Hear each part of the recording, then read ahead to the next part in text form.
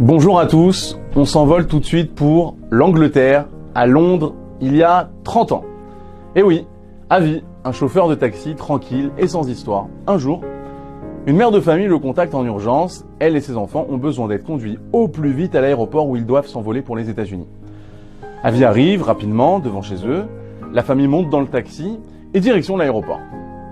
Mais au bout de quelques minutes, tout à coup, l'un des pneus du véhicule éclate. Alors les passagers n'apprécient pas tellement ce contretemps, d'autant plus qu'ils ne sont pas en avance. Très gêné, Avi se dépêche de placer la roue de secours et reprend rapidement la route. Mais ces galères ne font que commencer. Car à peine 5 minutes plus tard, boum, un autre pneu vient de rendre l'âme au beau milieu de l'autoroute. Et cette fois, Avi n'a plus de roue de secours. 2 pneus crevés en quelques minutes. Quelle malchance! Sa voiture le lâche juste au moment où il a des clients pressés alors qu'elle n'avait jamais eu le moindre problème auparavant. Furieuse, la mère de famille se met à hurler. « Mais qu'est-ce que c'est que cette voiture? Mais vous n'avez pas honte de conduire les gens dans une telle épave? À cause de vous, on va sûrement rater notre vol maintenant !» Alors Avi ne sait plus du tout où se mettre. Maintenant, il est obligé de se rendre à pied à la station de service la plus proche pour acheter un nouveau pneu. Lorsqu'il revient seulement 20 minutes plus tard, la mère, qui n'avait pas réussi à arrêter un autre taxi, ne se gêne pas pour lui dire à nouveau ses 4 vérités en face. Très confus, Avi change le pneu le plus vite possible avant de rouler à toute allure en direction de l'aéroport en espérant rattraper le temps perdu. Alors que l'heure du vol se rapproche, Avi se met à prier Hachem de tout son cœur pour qu'il lui permette d'arriver à temps. Mais il n'est pas encore au bout de ses peines. Peu après, il arrive derrière un camion qui transporte des pierres. Il s'apprête à le dépasser, mais à ce moment-là, le camion freine subitement, plusieurs pierres s'en échappent, elles atterrissent sur le pare-brise de la voiture et le font voler en éclats. Le cauchemar continue pour Avi.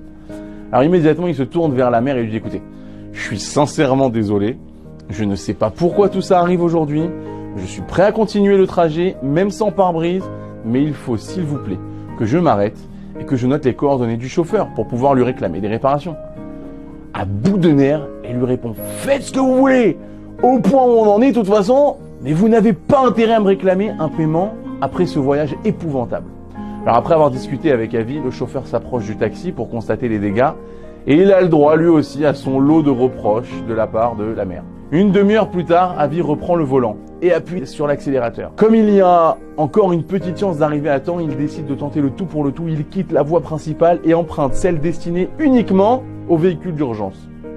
Et bien évidemment, en espérant ne pas se faire arrêter, parce qu'il manquait plus que ça. C'est la première fois qu'il commet une infraction au code de la route.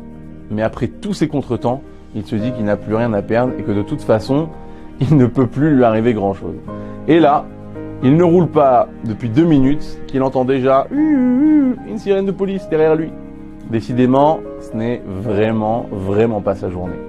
Alors après avoir arrêté son taxi, Avi essaye de justifier sa présence sur la bande d'arrêt d'urgence aux policiers, mais aucune de ces explications ne fait disparaître l'expression sévère sur le visage du policier, que ce soit les 2 pneus crevés, le pare-brise détruit ou les morceaux de verre dans la voiture. Il finit par l'implorer « S'il vous plaît, je vous en supplie, laissez-moi partir pour que je puisse enfin conduire cette famille à destination. Si vous me permettez d'y aller tout de suite, je suis prêt à vous laisser tous mes papiers et tout l'argent nécessaire pour mon infraction. » Mais il n'y a rien à faire, le policier est inflexible. Pas moyen de le convaincre.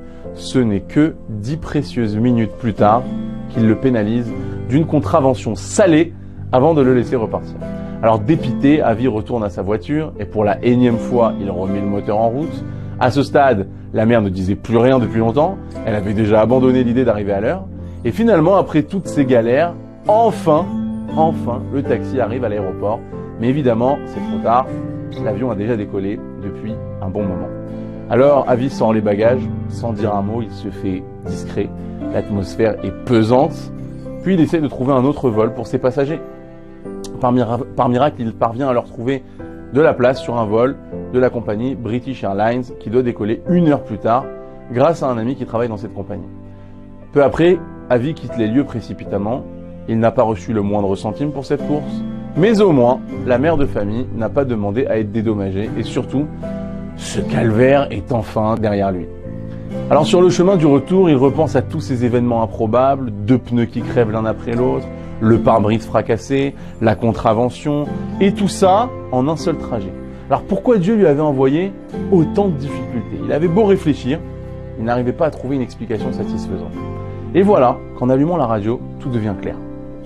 Lorsqu'il apprend la terrible nouvelle, le vol 103 de la compagnie Pan American, reliant Londres à New York, l'avion que la famille devait prendre, s'est écrasé une demi-heure après son envol. Cette catastrophe aérienne a eu lieu le 21 décembre 1988, vous pouvez vérifier, à la suite d'un attentat à la bombe qui a causé la mort de 270 personnes, sans aucun survivant. Avi est bouleversé. Il a la tête qui tourne, les mains qui tremblent, et d'une voix étranglée par les pleurs, il s'écrie « Mais Ribono Shalom, mais maître du monde !» Ainsi étaient tes plans. Cette famille devait être préservée de ce drame. Tu as tout mis en place sous mes yeux pour que je n'y comprenne rien. Et oui, Avi avait eu le privilège de voir de ses propres yeux la prodigieuse protection, toute particulière, accordée à cette famille. Hachem est là, à côté de nous, et veille sur nous. Shabbat Shalom à tous.